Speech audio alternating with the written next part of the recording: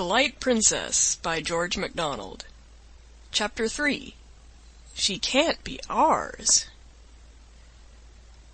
Her atrocious aunt had deprived the child of all her gravity. If you ask me how this was effected, I answer, in the easiest way in the world. She had only to destroy gravitation, for the princess was a philosopher, and knew all the ins and outs of the laws of gravitation, as well as the ins and outs of her bootlace. And, being a witch as well, she could abrogate those laws in a moment, or at least so clog their wheels and rust their bearings that they would not work at all. But we have more to do with what followed than with how it was done. The first awkwardness that resulted from this unhappy privation was, that the moment the nurse began to float the baby up and down, she flew from her arms toward the ceiling. Happily, the resistance of the air brought her ascending career to a close within a foot of it. There she remained, horizontal as when she left her nurse's arms, kicking and laughing amazingly. The nurse, in terror, flew to the bell, and begged the footman, who answered it, to bring up the house steps directly. Trembling in every limb, she climbed upon the steps, and had to stand upon the very top and reach up, before she could catch the floating tail of the baby's long clothes.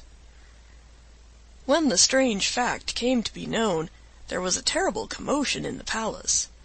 The occasion of its discovery by the king was naturally a repetition of the nurse's experience.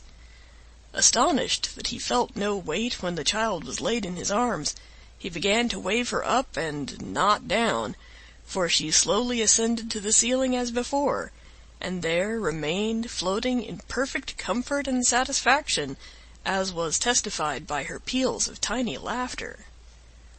The king stood staring up in speechless amazement, and trembled so that his beard shook like grass in the wind. At last, turning to the queen, who was just as horror-struck as himself, he said, gasping, staring, and stammering, She can't be ours, queen." Now, the queen was much cleverer than the king, and had begun already to suspect that this effect defective came by cause. "I am sure she is ours," answered she, "but we ought to have taken better care of her at the christening. People who were never invited ought not to have been present." "Oh ho!" said the king, tapping his forehead with his forefinger. "I have it all. I've found her out. Don't you see it, queen? Princess Makemnoit has bewitched her." "That's just what I say," answered the queen. "I beg your pardon, my love, I did not hear you.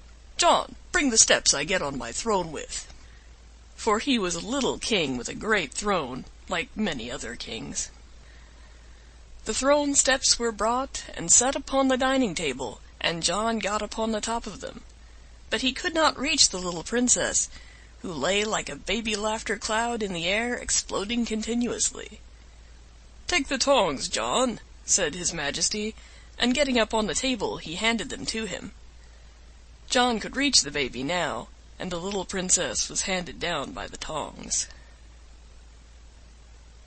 End of Chapter 3. Recorded April 3rd, 2006.